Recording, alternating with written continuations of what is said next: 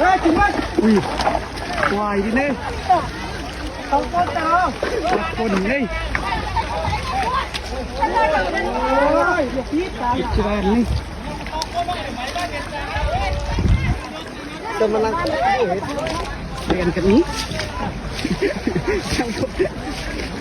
วายดิเนี่ย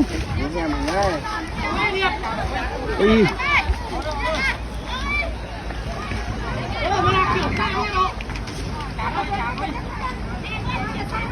ที่บ้านนี่โดยขังจะขาดโล